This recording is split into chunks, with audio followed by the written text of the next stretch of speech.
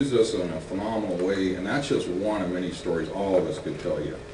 So I encourage any of you, if you want to have your mind blown and just be excited about sharing your faith in Jesus Christ and seeing wonderful miracles of people's lives being changed eternally and knowing that they're going to be with us and get to share in the wonderful deep riches that God's going to give to all of us in heaven, come on board. And you'll never regret it. It's an awesome experience. It's what God's called us to do. And I know there's some of you out there that the Lord's tugging on your heart. So I'd encourage you to come with us. The rest of you that I know that can't or are just not ready, just don't grow over here. You're doing good. It's just wonderful what the Lord's doing through us. That's why you're my family, the Barnabas group, why we're to go out and encourage each other and bring them to faith. And that's what the Lord did through your team and his team this time in Kenya, and we're so thankful that you were a part of that. David? Yes. You want to take some questions and answers? Yeah. Got a few minutes. Sure. We have, yeah, we got a little few minutes. You got any questions about what we did? Yeah, Ron? By any chance, with the way the valley is and the way that water flows there, is there any kind of a project that we could facilitate where pipes could be done or something could be done to? I know it's like No, it's beyond belief. It would take government intervention. I mean, that valley, and could you go back to the map at all of Authority North? Hello? I mean, it'd be literally, it'd be nice if they could. From this point on where we were in Mathari North, what the government does is on Tuesday and Thursday, they bring their trash trucks down. This was a rock quarry, and then they dump it over. There's about a football field size of trash, maybe 30, 40 feet deep. Over here in Kosovo, where Shirley is, they do the same. That's just a small example of what's going on. And then once a year, they burn it. And that's why all the soot and stuff's on there. So then the open sewage and stuff, it's got pipes from the past that are just literally broken open just all around this valley.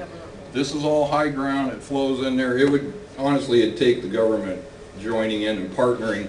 You could do a small part, but in the biggest scheme of things, no, you couldn't. Yeah. And just with even the government does it with the dumping of the trash. They don't even recognize them as people.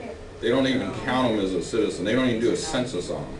When Shirley got ill on our first trip, we couldn't even call 911 and we had to bus her out because they wanted to come in and pick you up. So, yeah. Yes, Bunny. One thing that you got that up that I forgot to say. We began in 2007 in Pangani. Yeah, down there. But I can count now from my child sponsorship memory, there are at least 9 slums that Eastside is now involved in. Right, yeah. In just the 4 short years, they've gone, in 2007, we were here, they had just started the Kosovo, now every one of these villages has got something going on. Yeah, back here. Dave, where I'm showing the map was the high ground, the flat ground where the boarding school was. All right. That's out in Joshua. This is in Nairobi, the capital. Joshua, the boarding school, is about 60 miles approximately out of the city and the countryside. So that's the only time you get out there is by bus. I'll get there. Dirt road. Right. I'll get there. You'll get there? Okay. Yeah, it's out in the country. You drive out on an asphalt road and then you take a small dirt road into it for about maybe 50 minutes. Yeah. Hey David, what about the government there? Is it, I don't know anything about it. Is it a democracy? It's a democracy. They just adopted a new, what do they call it, a constitution, sort of similar to us. So they're friendly to the U.S. more or less? Oh yeah, yeah. They're technically a Christian nation. You can go preach the gospel in college classes there, which Wallace Kamal does with his buddy Oliver, who's the head of the Anglican Church there. Yeah. So there's no real hostile Yeah. faction? So anyway, hey Richard, for your question, here's Nairobi. To go out to Joshua, you would take this road here, and then you head out in the countryside for about another 60 miles. Yeah, so it's out in the countryside. Well, what you're showing there, Dave, is probably a very poor area, right?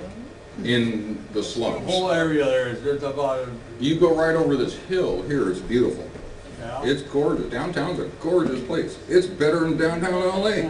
It's beautiful. It's well laid out. The outside, forget it. Yeah, that's where the English put their servants. They walk over the rise, and down in downtown, it's well to do.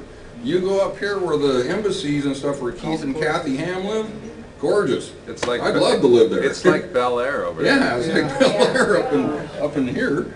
What Yeah. about the air, the feeling of the whole thing? I mean, you're going in there, is there a lot of disease and that stuff around close there? In the valley. Yeah. In the valley. Yeah. Yes, there's still a lot of sickness, but we're, like everybody said here, in the 4 short years we've been there, it's amazing the difference and the feel for what the Lord's doing in there. From a spiritual aspect, we didn't have the spiritual oppression in there doing open air ministry like ever before, so God's putting his foot down. It's being Yeah, improved all the time then. Every time. It's amazing. You can see it. Yeah. You spend most of your time in the valley, right? Yes. What kind of water and food is available for you? We bring bottled water. They give us a sack, or oh no, they fed us in the Hope Centers. We would do a morning of ministry. Then at lunchtime around 12:30 to 1, you would go back to one of these centers here that you were in, eat your lunch, and then go back into the village and do ministry till about 4 o'clock. And one more thing, government has no intention of improving their facilities in any way. Not at the moment, no. It's not a rich country. The country is very well to do. It's the wealthiest nation in East Africa, And period. they're It's well to do. The only one probably better is South doing Africa. anything to help those people? What? They're not doing anything to help those people? Not at the moment, no. No, very little. It's interesting to tell them about how they prepare the food though. Even out at Josco where they have, how many kids? 600. 600 kids. They don't cook using any gas or electricity. They cook using firewood. Yeah, And they have these huge vats. like that are like just naval big. size. Yeah.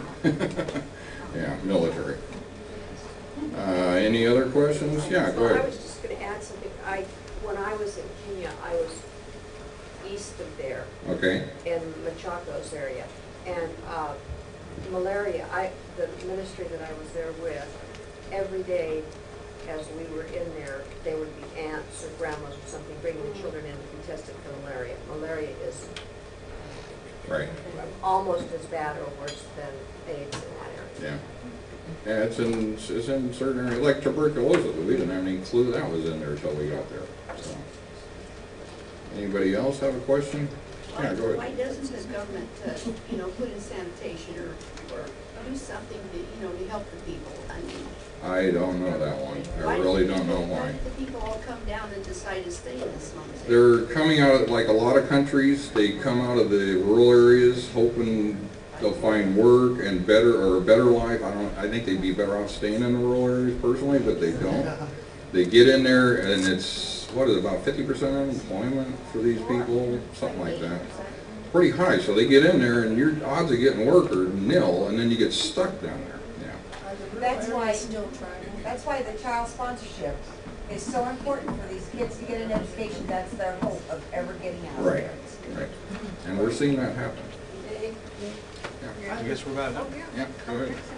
Other question, time for one more, and then we'll pray.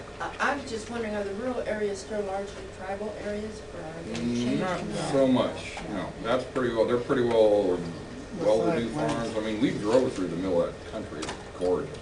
Well farmed out there, they're doing okay. So they could do something if they really wanted. If they wanted to, it'd take a joint effort. Thanks so much. Hey, thank all of you. Give them a big hand.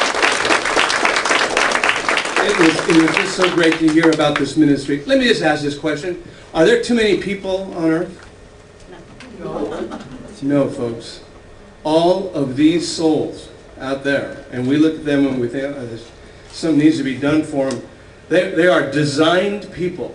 And I look at some of those, and you've mentioned some of those people that humbled you because of their work, and I'm thinking, oh my gosh, there is a woman there in Kenya, and she's going to be a ruler of 10 cities in the kingdom.